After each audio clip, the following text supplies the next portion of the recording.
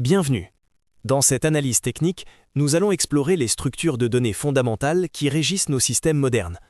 Nous plongerons dans la théorie des arbres équilibrés, spécifiquement les arbres AVL et rouge-noir, pour comprendre comment ils résolvent le délicat problème de la latence mémoire et de la prévisibilité algorithmique. Commençons par le contexte matériel. Pourquoi l'organisation des données est-elle devenue le goulot d'étranglement critique de l'ingénierie logicielle moderne? L'évolution informatique a créé un fossé. Alors que les processeurs calculent à des vitesses vertigineuses, l'accès à la mémoire vive stagne. C'est ce qu'on appelle le mur de la mémoire. Aujourd'hui, une structure de données ne doit pas seulement être mathématiquement optimale, elle doit être physiquement compacte pour maximiser l'utilisation des caches du processeur. L'arbre binaire de recherche classique est théoriquement puissant, offrant des recherches logarithmiques. Mais il est fragile. Si vous insérez des données déjà triées, il s'aplatit et devient une simple liste chaînée.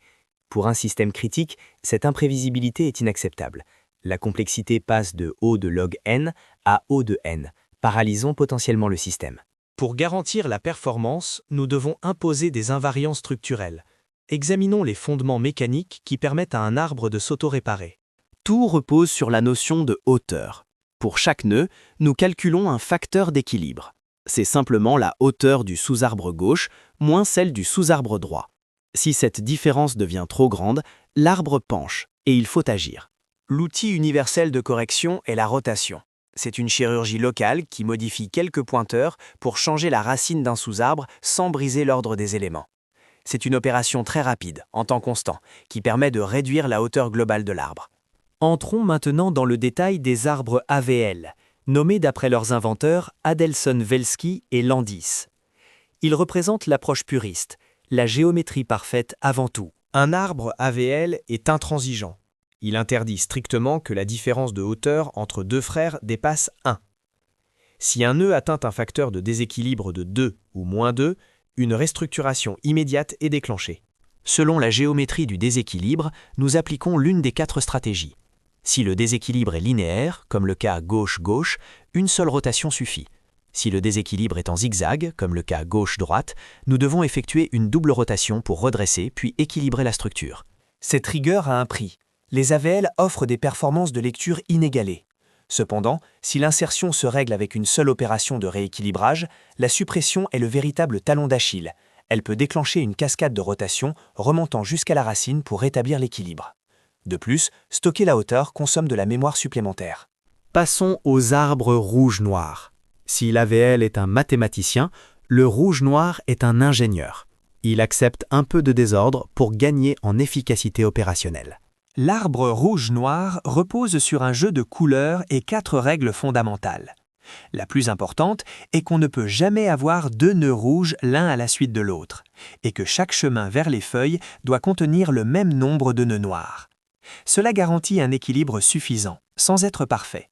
Concrètement, un arbre rouge-noir peut être environ 39% plus haut qu'un arbre AVL.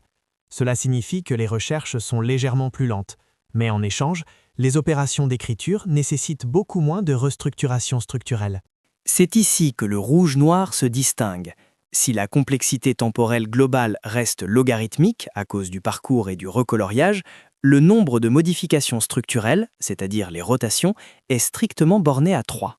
Cette limitation est cruciale pour réduire la contention des verrous en mémoire partagée, même si l'opération complète n'est pas en temps constant. En résumé, choisissez l'AVL pour des structures purement en mémoire vive, où la lecture domine massivement, car sa compacité optimise le cache CPU.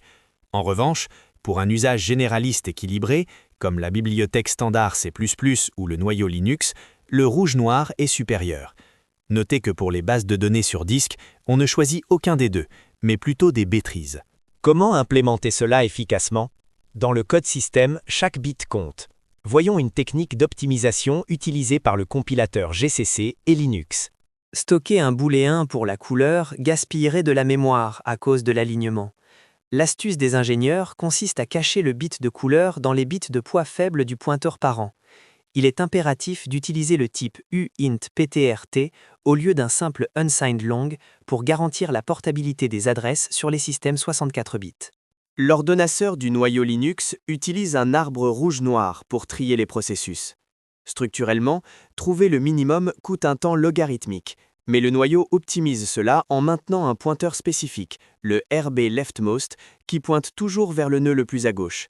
Cela permet de sélectionner la tâche prioritaire instantanément. Cependant, même les arbres rouge-noir montrent leurs limites sur les serveurs modernes, avec des téraoctets de RAM. Le noyau Linux transitionne vers une nouvelle structure pour la gestion mémoire, le MapleTree. Le problème des arbres binaires est qu'ils éparpillent les nœuds en mémoire, provoquant des défauts de cache. Le MapleTree est un arbre plus large, inspiré des bitrees. Un seul nœud contient jusqu'à 16 entrées regroupées, ce qui permet au processeur de scanner beaucoup de données en un seul chargement mémoire.